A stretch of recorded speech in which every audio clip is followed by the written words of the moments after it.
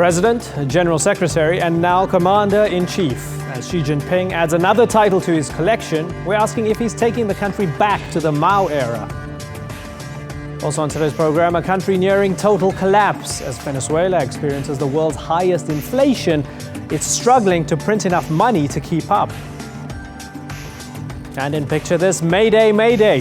Thousands go out on the streets for International Workers' Day.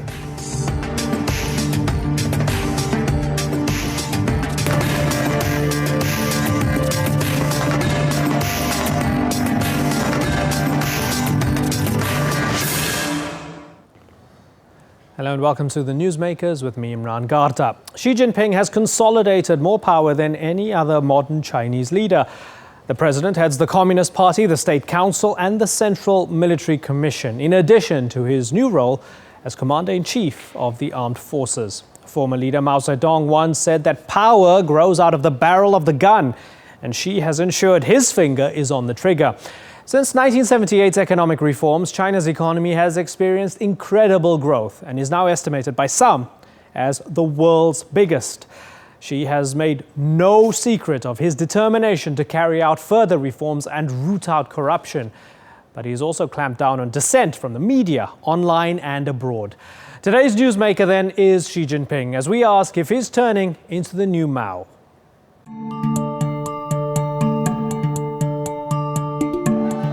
He's a leader who wants to present a friendly image and who likes to be at the centre of power.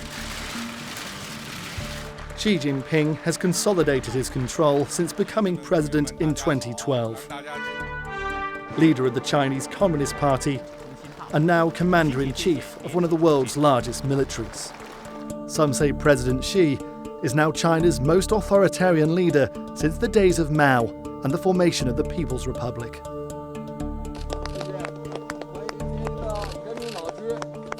Nicknamed Uncle Xi, President Xi Jinping appears to be massively popular in China. People clapping when the cameras are on. But some say it's gone too far and led to a personality cult. This cartoon celebrates President Xi and a crackdown he led on corruption.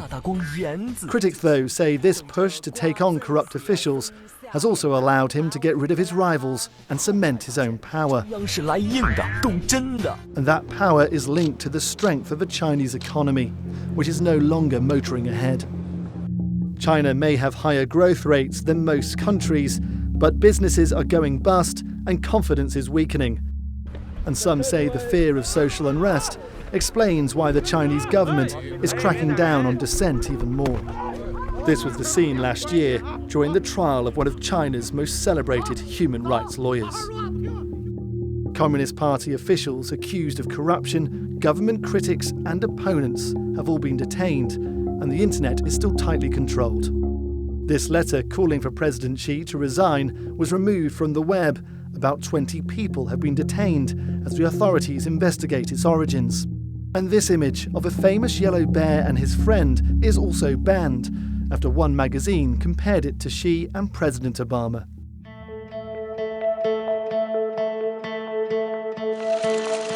While Xi has sought closer international ties, cyber espionage, economic rows and the flexing of China's military muscles have all strained relations with the West.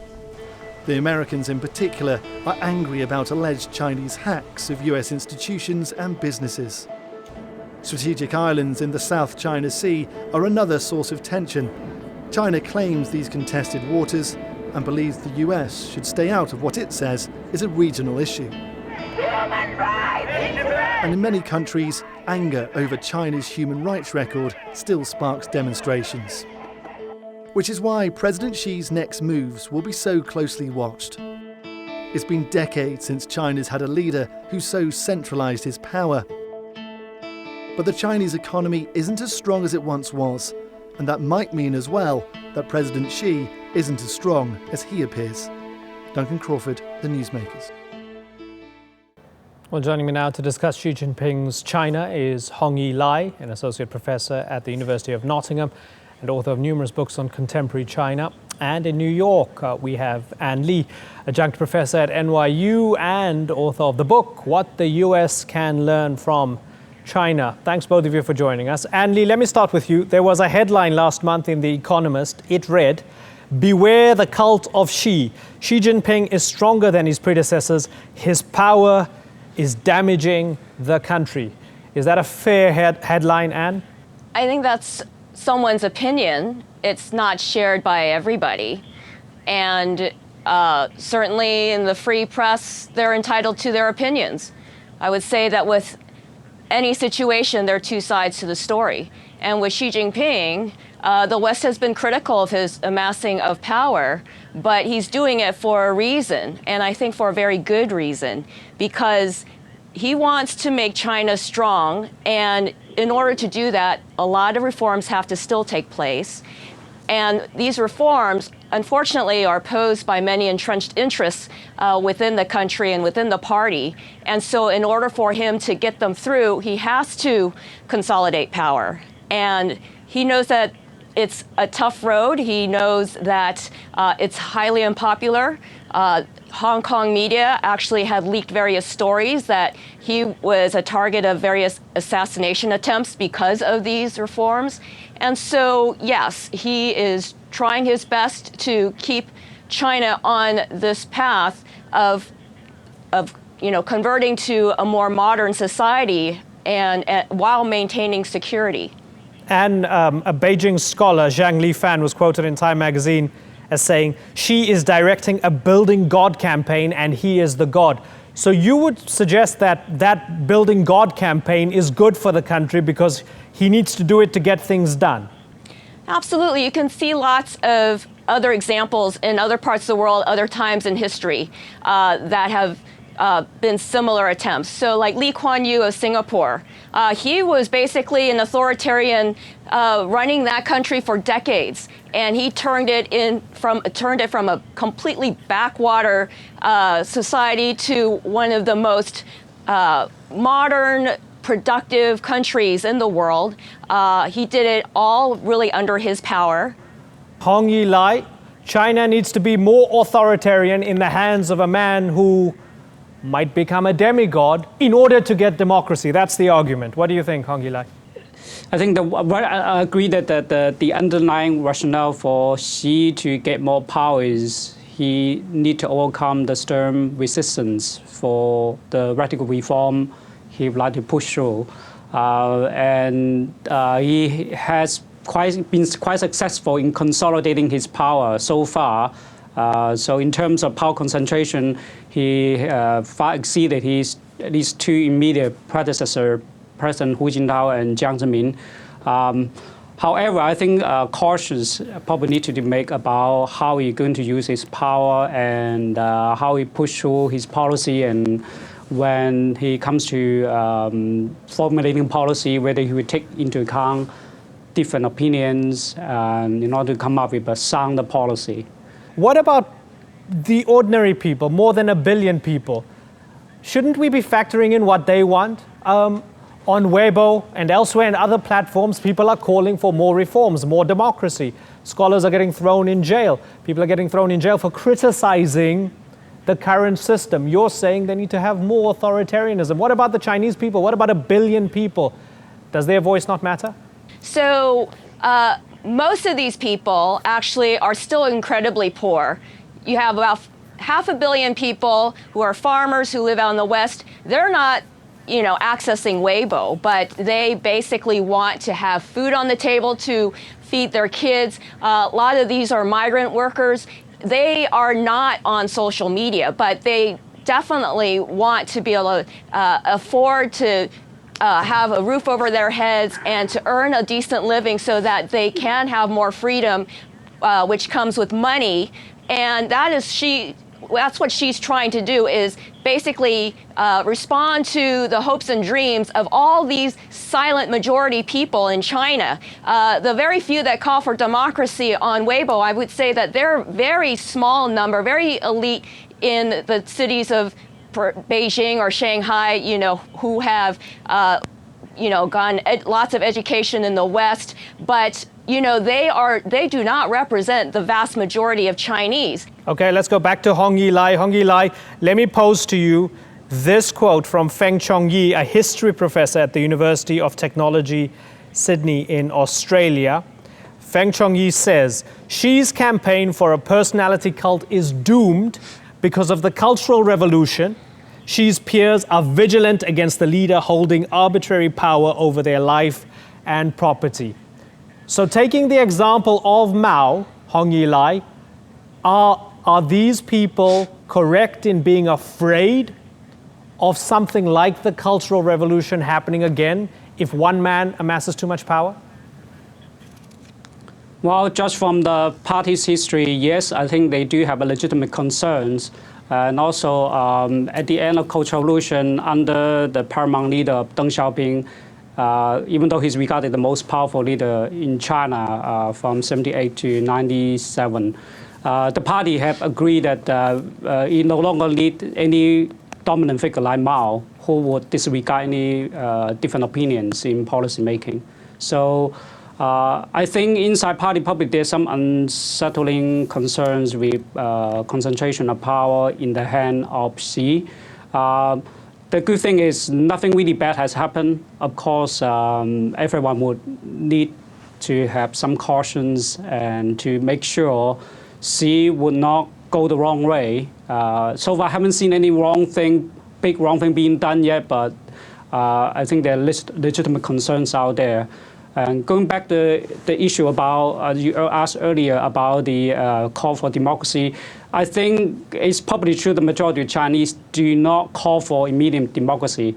However, what has happened in the past 2 years or so in terms of control of the media, censorship of media, probably has caused quite some intellectuals in China to be concerned and to cast a critical look at Xi himself. Yeah. Final question for Anne. Anne Lee, is Xi using the fight against corruption, undoubtedly a noble fight, but is he using the fight against corruption to stamp out dissent and take out enemies?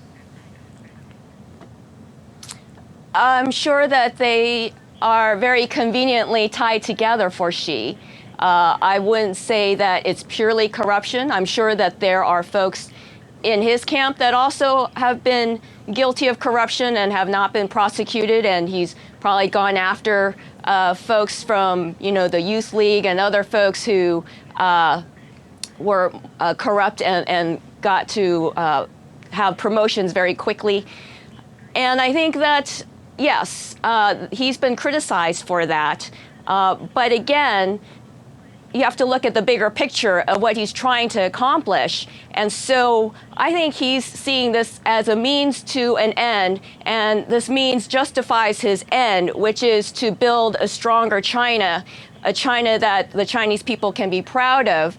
And in this interim period, he has to implement some tougher measures that, it doesn't sit very comfortably with many people, but he has no choice, because if he doesn't do it, then how is he going to actually get to where he wants to go? Okay, and is that in lockstep with where China wants to go? That's the main question. I'm not going to attempt to answer that now because we have run out of time. Anne Lee and Hongyi Lai, thank you very much for joining us.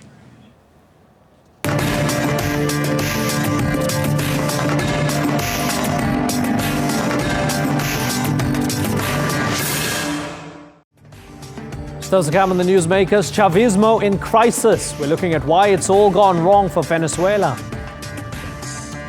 And in Picture This, cheers and tear gas as millions mark International Workers' Day.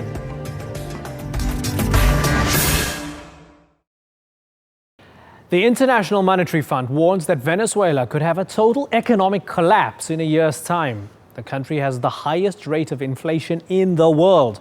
But President Maduro's government has refused to cut social programs. Instead, it's tried to print its way out of the crisis. The Newsmaker Soraya Lenny reports.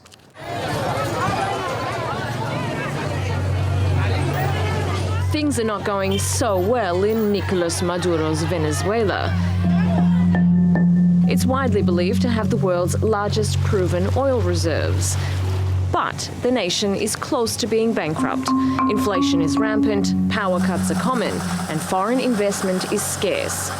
Porque no tenemos comida, no tenemos alimentos, no tenemos servicio, nos están racionando la electricidad. The healthcare system is falling apart, not to mention the fact Caracas is now the murder capital of the world. Critics say Venezuela is breaking down, and people are not happy. A recent poll found that 86% of the nation now has a negative view of life.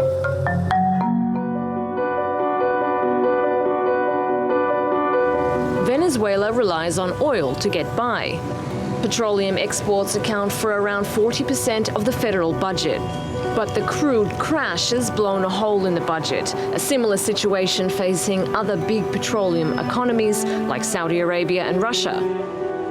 But according to economists, Venezuela's overemphasis on nationalization has made the situation worse. It means as institutions crumble, the country doesn't have the money to fix them. And a lot of the money it did have was spent on subsidies, which caused rampant inflation. 141%. The International Monetary Fund says it's going to get worse. It predicts the inflation rate will rise to 720%. What Venezuela needs is money, and fast. But there are no signs the oil price will rise, and it's recently fallen to $46.90 a barrel. And that's putting political pressure on the government. Maduro's popularity and that of the Chavistas have fallen. The president has put the nation's clocks forward by half an hour to make the most of daylight and restricted work days for those in the public sector, all in a bid to save electricity. Mañana debe salir el decreto especial. Tomorrow, a special decree will go out declaring all Fridays as a non-working day. We will have to increase the public contribution. He's also announced a 30% increase in the minimum wage. Still, the opposition has launched a campaign to topple the president. They want new elections and a new outlook. But most predict little positive movement anytime soon, whether Maduro is there or not. Soraya Lenny, the Newsmakers. Well, joining me now from Caracas to discuss Venezuela's failing economy, we have Phil Gunson, a senior advisor at the International Crisis Group. Thanks for joining us, Mr. Gunson. The economy seems to be in a horrible situation. Who wrecked it? President Chavez wrecked it, really, although the wreckage, if you like, was disguised a little up to the point of his death. In a sense, I suppose you could say, ironically, he was lucky to have left at the time he did, because his death, which obviously destabilized the country politically, also coincided almost exactly with a further collapse in the price of oil, on which, as your report said, Venezuela depends almost totally. So when the oil no longer provides, and the economy, the underlying economy, the private sector economy in particular, has been destroyed, and there's no production locally, no money to buy the imports on which the country depended, that's a large part of the reason why we're seeing the situation we have now. Yeah, the Chavista government and President Maduro not going to go down without a fight. They say right-wing powers, backed by imperial agents, and the right-wing press are out to get them. Looking at the fact that they keep annulling what the National Assembly passes, you have a situation where you have the National Assembly versus the president and the Chavistas. How potentially dangerous is that politically and in terms of violence? Well, I think it's very dangerous, especially because this is a country with a lot of guns, not just guns held by the army, the police, the security forces, guns held by ordinary citizens, many of whom are involved in organized crime. And the organized crime, different elements of crime shade into the politics. So as this goes down, and it is going down, there is no doubt, I think, that there's going to be a change, but we just don't know whether that change is going to be a positive one or a negative one. As it goes down, there could well be violence as the government resists, as people who have a stake in this regime resist. Give us a sense of what the people are saying to these recent announcements by President Maduro, instituting a 2-day work week for civil servants, changing the clocks forward 30 minutes, the minimum wage hike by 30%. Are some, at least some from among the supporters, thinking this is a brilliant idea, or does everybody think this is reckless and ridiculous? You get very, very few people really who are still prepared to defend this. Those who do continue to support the government, and according to polls it's 20-25%, keep their heads down. It's very rare these days to find a Chavista who's actually defending the government. The government has its own arguments, of course, which many, even among its supporters, think don't add up.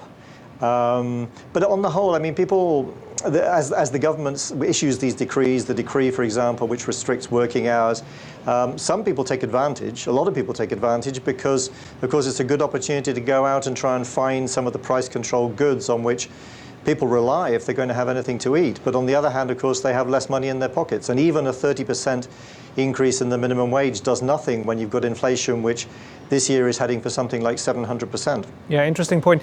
There was a referendum in 2004 when they tried to get rid of Hugo Chavez. That failed.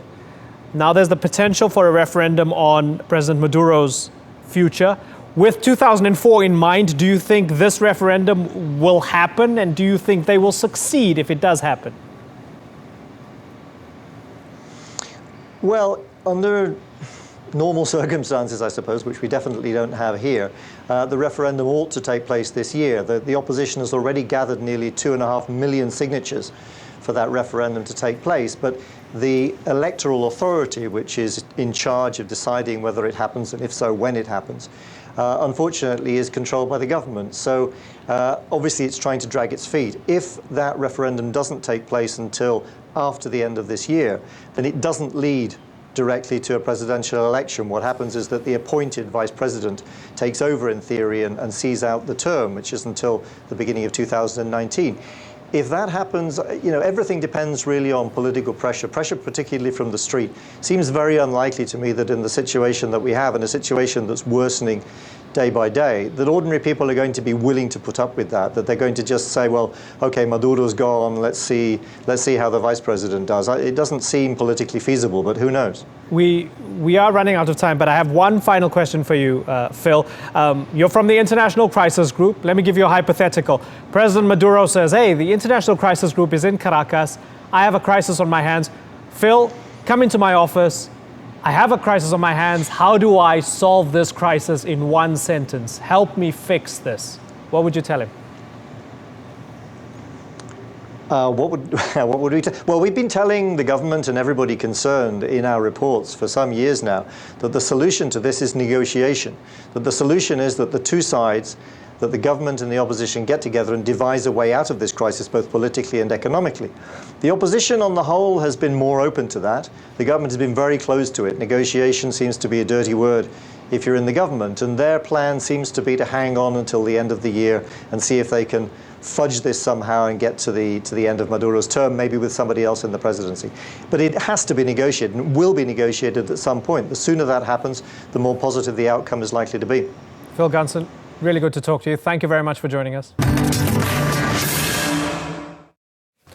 In today's Picture This, demonstrations and protests have taken place across the world to mark May Day, the international celebration of workers' rights. Let's take a look.